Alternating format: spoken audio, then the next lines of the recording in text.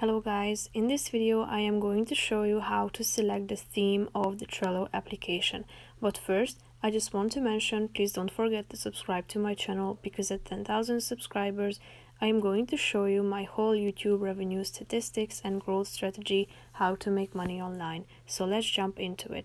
First of all, open the application on your phone, then tap on the account icon down below, which is the last one.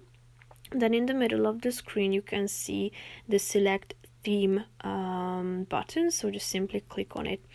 You have three options: automatic, light or dark. So you can set it to automatic, or if you prefer light, then you can also click on it, or you can alter it to the dark theme if you feel like to do so.